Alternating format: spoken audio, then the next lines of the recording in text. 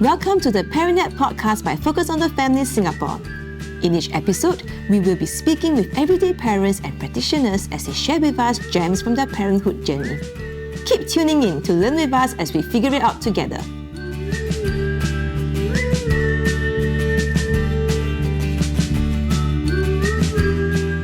Hello everyone, welcome to the ParentNet podcast. My name is EJ and I am your host for this episode. Many parents are beginning to realize that our childhood experiences seem to influence the way we show up as parents today. All of us grew up learning certain patterns, such as how conflict was handled, how emotions and love were expressed. These experiences can empower us, and at other times, old wounds or unmet needs can surface in the way we respond to our children. How do we parent from a place of wholeness then, while tending to the younger parts within us, which may not have yet healed, or maybe we're not even aware of? So with me today, I'm really happy to have Mr. Kelvin Seah. He used to come on our ParentNet podcast before and he's back again, and he will help us unpack what it means to heal our childhood hurts and how this healing transforms the way we parent.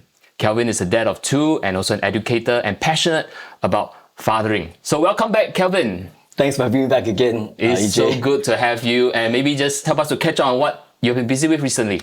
Well, I was just telling you that before this that I'm waiting with bated breath for the results of my son's application to his next course of study after the O-levels. And today is the day the results are released, interestingly enough. So that's probably the highlight of this week for me. But apart from that, I'm still not too different from the last time we talked on the podcast. I'm still teaching adjunct. I'm still busy parenting, busy living my life, trying to keep things together. And actually, this topic really resonates with me because it's not an easy one. And yet, at the same time, I feel that it is an important one that perhaps more of us should come forward and talk about it. Not necessarily that we have the answers, but at least building that awareness. So thanks for having me today. Yeah. It's really good, and like you said, I echo this, that it's really important to talk about this topic as we talk about parenting from wholeness, as some of us really maybe need to revisit some of the issues and things that have happened during our childhood days, because maybe, or we'll explore together with you how it affects the way we parent today. There's a saying that goes, Kelvin, that we parent the way we were parented. No, so it actually sort of implies that our approach to parenting today is like affected by our childhood. Now, give us your take. In your experience, what part of our childhood tends to show up in our parenting today? So I think that on a day-to-day basis, right, everything from how you understand the world, how you navigate times at home, meal times, play times when you're little kids, managing your time, sleep even, the way you interact with relatives, friends, family friends, and people outside of you in school and stuff. Every facet of those parts of childhood, right, are in one way or other, I think, influenced by how our parents bring us up. What are some of the values that are unconsciously played and how we learn from those, almost like osmosis, And you don't, of course, talk about it directly, but you learn it kind of by the way, like how your parents are, because many times everyone must sit around the table together and eat. So that becomes like a family value.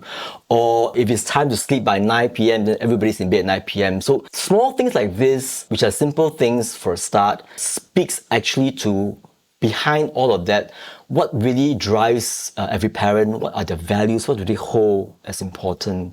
And a lot of times, unfortunately, especially the olden days, I think, especially so, when we are disciplining children, a lot of times the way parents, and of course in the older days, we don't really talk about parenting the way we do so much now. In the older days, they probably do not understand fully what the implications of their actions, but a lot of us grew up being familiar with air quote, corporal punishment, So when your parents get angry with you, you almost can expect a shouting match, you expect the cane to come out, you expect like chasing around and being hit and stuff. And I know this as a lived experience because I grew up in a family where there were 4 older siblings and all 5 of us, we had a father who parented that way. So we were beaten up regularly when we were young.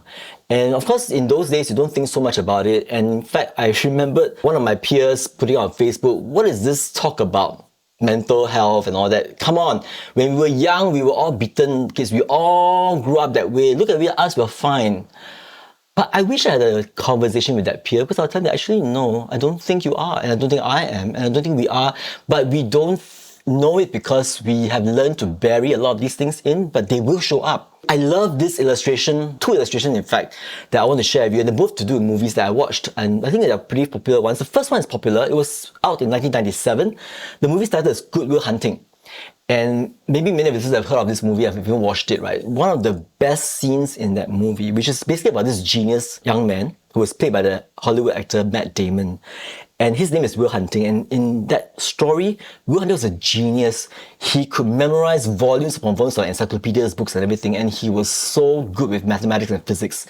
And he could trump any professors. And he was actually in Harvard in that story. But the thing is, what people don't realize that Will had a very angry streak, and he will lash out very easily. He will get into fights, and in one situation it was so bad he got into a fight. He had to be brought to court and stuff, and the trade-off for not going to jail was that he had to go through mandatory psychiatric sessions with this psychiatrist played by the late and great Robin Williams. And one scene had Robin Williams' character talking to Will, going through Will's old files and seeing his past, and realizing that Will actually had a really hard childhood. He was brought up from one foster family to another.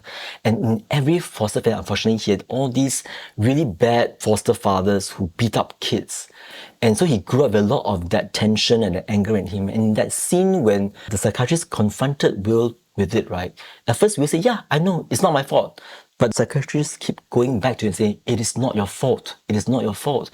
Until finally, he broke past the rational part of Will and into the emotional part of Will. And that's where Will Hunting snapped. And then he realized that, and he broke down and wept in a way he's never done before because he's compressed it. I mean, that's a very extreme example, but it plays out again in another movie I just recently watched, in fact. It's called The Son. It was out 4 years ago in 2022. The lead actor was Hugh Jackman, and Hugh played this conflicted father whose son was cutting himself. He was a teenager and he was struggling with life in general and was very depressed and all of that. And he realized that at one point he himself snapped and confronted the son and said, why are you like this? And when he did that, later on he reflected to his wife and said, I tried very hard to not be like my father because he had a really horrible father, was really toxic and distant, to the point when the mother was hospitalized, the father never once came to visit the mother. So the son, played by Hugh Jackman, had this traumatic childhood growing up looking at this father figure. And he wanted to be very different, but in that moment when he confronted his own son, he defaulted back to his own father's behavior. So I say this only to say that actually it's very real, and sometimes we avoid it, we don't think it's anything, but if we will only take time to process these things, we realize actually a lot of it was already in us from young because of our own experience. So yeah, that's the long answer to your question. I felt this is so important to expound on it. And you mentioned, we go through so much lived experience and as we were children, and you mentioned rightfully your own experience when you were caned or beaten up by your father in your early years. And maybe talk us a little bit through, as you became a parent yourself, how did you maybe recognize that? How did you make that switch, to be, and I quote what you mentioned from the movie, you said about, I don't want to be like that. How do you make that switch?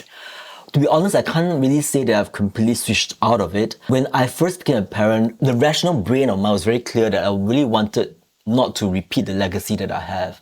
I wanted to redress it. I wanted to change and go through a very different path. I wanted to be an intentional dad. I wanted to be very involved emotionally in my kids. And I think by and large, I kind of did achieve that, but there were also many moments in my parenting journey, and I'll be honest, right, where I actually defaulted back to taking the so-called air quote again, easy way by doing what I remembered, even in my muscle memory, my body, how my father did to me. So the way to get things to move along, if it's to do with, say, for example, the kid's room is messy or it's taking forever to finish his meal, I will default to shouting. I will default to getting angry and threatening and saying words that are hurtful. And I'm not proud of that. I think in many ways, it takes a lot of cooling down and then recognizing it and then coming back to my son and saying, I'm sorry. I think that shouted out of line, it was unnecessary. But oftentimes, because you're in a tight spot or there's a deadline you got to meet, time is running out. And you just want to get things going. You know, for example, many parents I'm sure listening can relate to like early morning rush to the school, right? That's always one of those things that classic. Every parent is like, the child has a different timeline and then you have this clock that's ticking. Come on, hurry up. You know, put on your socks, put on your shoes, get your bag. And so when we are in a crunch, it's so much easier to default to what we call muscle memory. At this point, I want to talk about this book that I read a few years back and I still come back to it every now and then. It's called The Body Keeps a Score. And it's written by this Dutch psychiatrist called Bessel van der Kolk. The book was published about 12 years ago and instantly became a bestseller. And then interesting enough, a few years ago, just before the pandemic, it became a bestseller again. Even before the pandemic hit us, right, people were recognizing that a lot of our behaviors, how we act out in situations that are stressful and all that, right, boils down to our emotional brain and our muscle memories in the body causing us to behave the way we do. And a lot of times we try to use the rational part of our brains to kind of reason it out, you know, and try to say that, you know, it's okay and it's so forth and we're all right. It wasn't about my childhood. Yeah, my parents were like that, but I'm not like that. But the truth of the matter is, we don't take enough time to think about our own emotional reactions. And so a lot of us, I get stressed a lot of times by my kids when they are not listening or not doing something they're supposed to do. And I default to parenting the way my father did. And I catch myself and say, why did I do that? I thought I knew better. But the truth is, we're always on that journey to unpack and discover, because these things are so pervasive. There's even a term for it. It's called adverse childhood experiences, ACE. And in a study that was done by the Institute of Mental Health in Singapore, in conjunction with the KK Women's and Children's Hospital, that was published in 2024, in that study, right, they found that actually there is an economic cost to ignoring the existence of ACE and how it plays into the lives of many adults. ACE is actually the kind of experiences you have as a child that were adverse. It could be traumatic. For example, it could be abuse, it could be neglect, and there's a whole long list of it. And they found that economic costs that results in absenteeism, medical issues at work and so forth, right, costs the Singapore economy up to $1.2 billion a year. Can you imagine? I'm like, if you think about it, right, you could probably spend that $1.2 billion more productively elsewhere, but this is exactly what's going on. And then in an earlier version of the study, because the study was a longitudinal one, so I think somewhere in 2018 or so, they found that actually 2 out of 3 adults that were surveyed in Singapore admitted that they had adverse childhood experiences. So if you think about it, right, every 3 adults we see in Singapore, 2 of them are walking around with some kind of a childhood wound. But the thing is, where does it manifest? And if it's manifesting in the way you parent, unfortunately, we are going to perpetuate a legacy. I mean, I'm not saying this to lay a heavy burden on all of us, because I feel it too. I struggle with this thing, and I realize that so much more could be taken care of if we all sort of come out and talk about it. And really, we need to, because no single person can solve this on your own. I'll raise my hand and say that when it got very bad for me at one point, that was back at the end of 2020, I actually ran from home. I ran away from my family at the end of 2020, right? Because I had a really big meltdown with my kid and my wife, and I just had to leave them. And because I couldn't process what's going on and I couldn't deal with it, and I knew that if I stayed on, there could be a potential World War III in the family, and I didn't want that. I knew that would be disastrous. And I couldn't process it, and I realized that at that moment of self-awareness, I realized that I needed help. And I couldn't do it on my own. And my wife and children are too close to the situation to be able to help me as well, because they needed to figure out what is going on with daddy, you know. So I sought a counselor. So I've actually been on the road, regular counseling since that time till now. And a lot of times when I'm meeting my counselor and talking about these things, right, the truth is these childhood things will pop up again. And then you realize that, wow, it's not so straightforward, you know. And it begins with awareness. Yeah, thanks, Kelvin, for reminding us that as we go on this journey to learn to parent from wholeness, we would say, it's a journey, and you've mentioned to us, and we first need to really be aware. And I'd like to ask you, you know, whatever you've shared earlier, some of the examples and how we have been parenting our own children, I'm sure many of us can relate with it, you know, because we pick the easiest format that we know. All right, and I've been guilty as well, you know, screaming at our kids, you know, like the sergeant major in the house, just to get things done, especially during crunch time that you've mentioned earlier. And you have been on that journey yourself to share with us all of us who are listening in this podcast, then how could we recognize some of these traits that we're demonstrating, we are showing, without feeling the sense of shame or self-condemnation as well? Are there some more advice you would give to us? Well, I wouldn't say I'm in a position to give advice because I'm also on that journey still to investigate, understand it. But I think it helps when we take reference from those who have either experienced it or who are in professional capacities that are counseling or guiding those who are going through trauma, especially deep trauma, especially because some of these childhood things can really be very traumatic. And I think one of the things that usually comes out, and I reference back to Professor Bessel van der Kolk, and I think the idea is you start by being very conscious of your body. Usually triggers, external triggers mainly, when it happens, right? And the next time it happens, quickly take note of which part of the body starts to have a reaction. It could be anything like you feel your chest tightening, or you feel your body tensing, or your back becoming a bit stiffer than before. It's almost like a fight or flight kind of mode entering your consciousness, and you're aware of the fact that your mind is getting a bit clouded up because something is happening or your child is melting down and is creating this sudden situation that's very stressful. And which part of the bodies are reacting? Because a lot of times, right, that part of the body that's reacting is reacting from a memory, a muscle memory of all those years back when you were a child. And where were the parts of the body that maybe you were beaten, for example, maybe your dad used to beat you on your posterior, your backside or your legs or something. Is there some muscle that tense in that moment, right? Because our muscle memories, body memories actually retain a lot longer than our rational brains do. Our memories will shift and change and forget, but a lot of times the body doesn't. The body, as the title of his book says, Bessel says, the body keeps the score. So when you are aware of what it is, right, what you should think of doing immediately is a couple of things. I'm not saying that I've succeeded. I still have to constantly remind myself, and I don't always make it, but do a hard pause.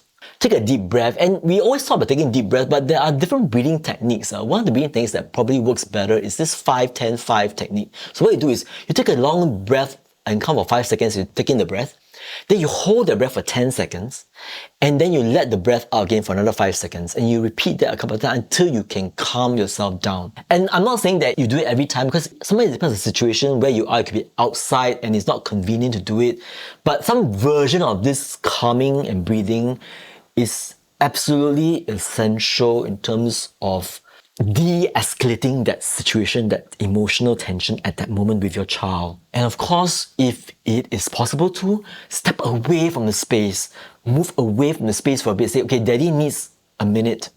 I need to step away from this to calm yourself down and then return back to it again. Always assuring the child that you're going to come back to him or her. And again, I say this not because I've succeeded, but I recognize that if you don't take some steps like these, it's going to quickly get out of control, and nobody really wins in that situation. The truth is, we will always have those days. Of course, then we have to do repair, come back to that again. But those are some things, practical stuff we can do. And the good thing is, the theory is, if you do it enough, then it becomes more of an instant response than the alternative, which is what we've been doing kind of wrong for the longest time. And hopefully that will become what your children will remember. I really love your very practical handles, and coming from a posture where you're so vulnerable with your own experience, and being very aware and understanding that it can happen to any one of us. So it really starts with, rightfully what you've mentioned, awareness, right? Awareness of some of these, what triggers us, some of these physical reactions, chest pains, and some of these things. Yes. Maybe it's the emotional spikes. Maybe there are certain repetitive patterns of behavior. So first of all of us to learn that we got to be aware of what is happening to us. And I really love the deep breathing example you have mentioned, stepping away, calming ourselves down, so that we are in a better state of frame of mind and our emotions to be fully aware to handle the situation ahead. As parents, while we are trying to bring some awareness and healing to some of these issues of us in the past, but life goes on, like the world goes on. Our kids are still coming to mess around with us, irritate us being kids. And we still have day-to-day things in the household that we need to take care of while still being aware and I would say bringing repair or healing to parts of ourselves to become healthier parents to our children. Give us some handles, how can we do that while still showing up for our kids on a day-to-day basis, still managing the family, managing the household too? Maybe at this point I can introduce what I call, or what I coin as the 3 A's. So the first A is, as we've talked about, being aware. So self-awareness is at the bedrock of everything we talk about. So as a parent, being aware of where I am, whether it's emotionally that day, was it a good day or a bad day, because we all have those. And then knowing that, okay, for the rest of the day, if I'm operating from here, I'm aware that I could fly off the handle, I could go. So what should I do to kind of manage that even as I go about household chores or caring for the child, looking after your spouse, and all kinds of responsibilities that, especially fathers, maybe at this point say, hey, fathers, go, you can do this, okay? So aware is the first A. Then the second A is maybe when you do, unfortunately, fly off the handle, which I gotta warn you, it will happen, then maybe just acknowledge it. That's the second A. Admit it. Acknowledge it that, yeah, okay, I did drop the ball on that one. I didn't remain calm. I shouted at you. I got upset about something. Oftentimes, it's not even something that maybe is new. It was just something that, the child has always got this problem, like he's a slow eater, or his bedroom is always a mess. He never makes his bed. And then you just been reminding him, and then suddenly you just snap because it's just accumulation, you see. And then the last A is address it. So address it, talk about it, say, I'm sorry. How would you like daddy to be with you in this thing, because we still have to make our bed, we still have to finish our meal on time, we still have to do this, so how do we do this? So I think having a conversation with your child, talking with your spouse also is very important. You should be on the same page, how we manage this. And we're always going to have some days where we have differences and we may not always meet eye to eye, but in the bigger scheme of things overall, how our household works, and this differs from household to household. So I'm not giving you a one-size-fits-all answer really, but just a suggestion of a kind of formula to think it through. Be aware, admit to it, address some of these openly and have a conversation, and it's likely to be an ongoing conversation. It's not very practical or realistic to expect that in one sitting, in one conversation, you will sort this out, because the same issue may pop up yet again the next day. So if you can learn to be kind to yourself, because we're all going to make mistakes along the parenting journey, that is the job description. Hello, we are going to make mistakes, and we're not going to always parent at least like you always look back and say, I wish I'd done that differently. So it's just about picking yourself up and then just trying again. And I think one of the things we underscore is how children watch us, and they do. My dad, my mom, they're trying, and that trying alone itself gives hope to the child. They will see that my parent wasn't the wonderful hero that they were when they were little kids. And that's fine. But they will remember the things that you have imparted to them indirectly. How you struggle, how you are vulnerable, how you talk about things openly, admitting to wrongdoings or things you've done wrong, and trying your best to make up for it. And really, of course, you try to make it better.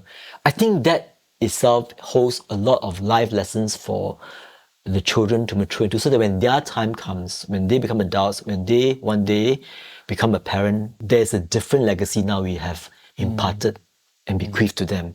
Wouldn't that be great? Wow, this is so good. I mean, I'm just so blessed just sitting here and listening to your sharing, and you may not feel that it's an advice, but it really is an advice like from someone who has journeyed further in your parenting journey. And a reminder to all of us parents, really be kind to ourselves. I love the part where you mentioned that as our kids were younger, they tend to see us in that position like a hero, a perfect hero, dad, mom, But as we grow older and our kids grow older, actually our trying and they seeing our trying, it matters too. We're putting in effort. We're trying to get better. So for all the parents as you're tuning in, really, apart from being kind to ourselves, really recognize and remember we are also human. We are constantly trying to be better parents, because we ultimately parent from what we have learned, what we have received, or what we lack. And as Kelvin was alluding to it as well in his own journey, as he talks about seeking help in this journey, he has his wife to help him. He's open to conversation with his child as they address the issues together. And for Kelvin, his own journey, you've heard him, he sought counseling support as well. So I think another nugget of wisdom here for us is that to know this healing process, it doesn't happen in isolation. It happens alongside parenting, the day-to-day things and small intentional changes, and we learn to seek help and support from people in the community that are around us. Kelvin, I want to ask you, the way we parent, we talked about sometimes we were being overly aggressive, sometimes we are lashing out at our kids, and the way we manage our own emotions, how does it influence or affect the child's sense of safety and identity? That's a good question. I would like to say that by and large, right, children look to their parents like a safe harbor, the anchor in their lives. And ideally, as parents, we are best placed to perform that role simply by virtue of the fact that we are the parents. And it's important for us to hold that space. So in daily interactions, when there are challenges in front of the child, it could be as simple as maybe at the playground, a difficult obstacle course. Or it could be an older child making a decision on which school to go to. A parent being there as a solid, stable, unmoving kind of anchor really gives the children a lot of assurance. So in many ways, it's important to play that role.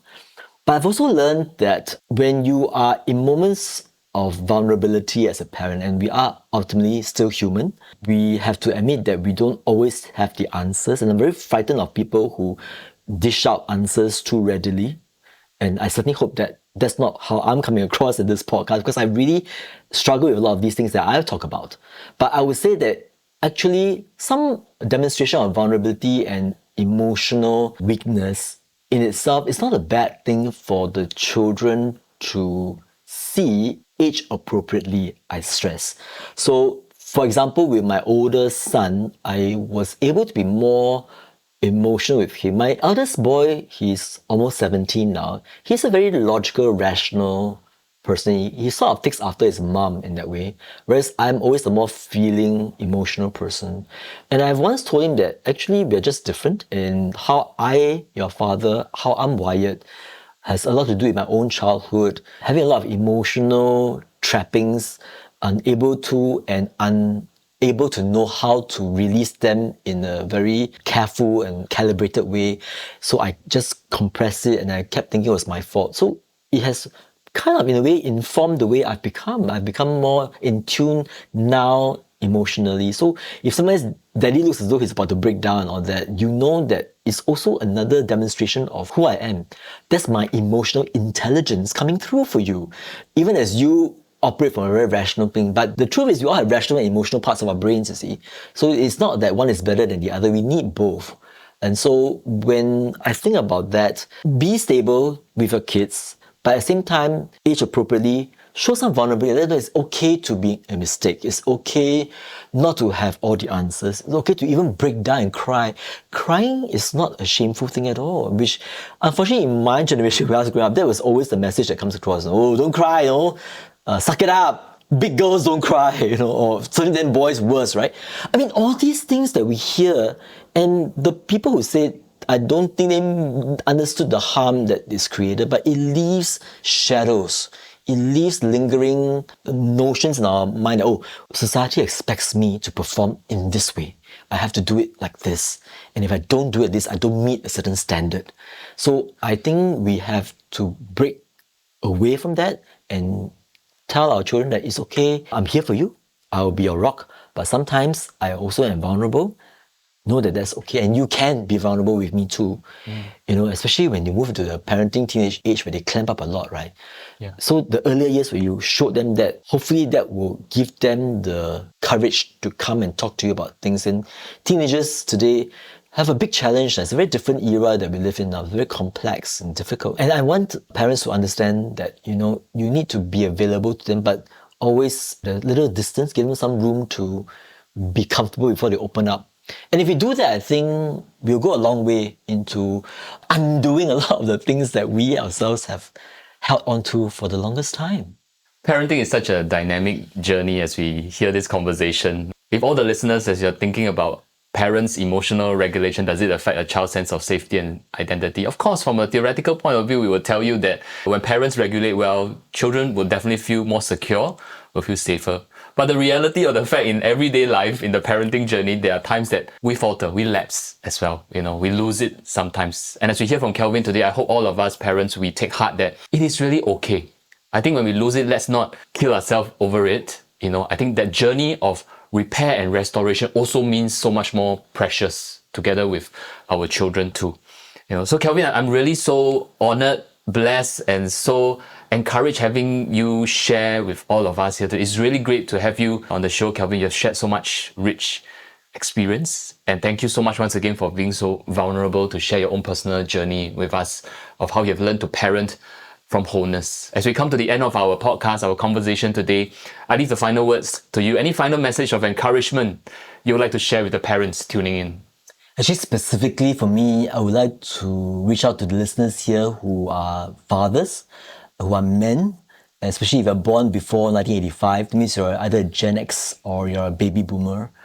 The truth of it is that a lot of our generation, we don't really fully understand how the parenting we had as a childhood has created a lot of things in us that we struggle with. We sort of bury it very well, we're good at it, but I think for the sake of the next generation, it's time to stop trying to hold everything in together and revisit your own childhood memories, if only to better understand yourself.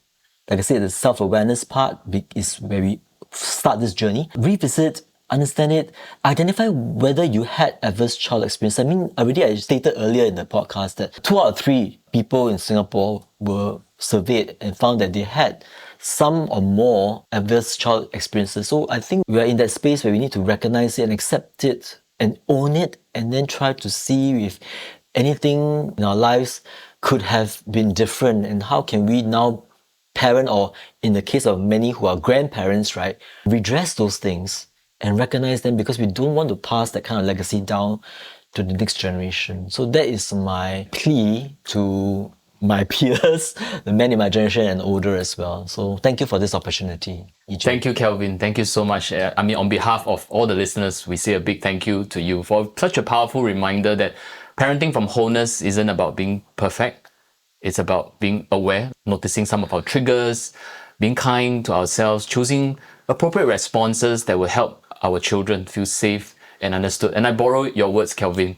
We function by muscle memory previously from our past experience, but there is hope. When we are mindful, we're intentional, we can forge new muscle memories. Absolutely. Hopefully healthier ones. Absolutely. For the next generation. Yes. Thank you once again, Kelvin. And thank you all for listening in to our ParentNet podcast. I hope you have been enriched, you have been blessed in your hearts, and be encouraged too. So for more parenting resources, please feel free to go over to family.org.sg/subscribe. For this episode, if it has resonated with you, hit follow to stay connected, leave us a review, or share with a friend or your community. And that's all from us today, so keep tuning in to the ParentNet podcast to learn and grow in your parenting journey.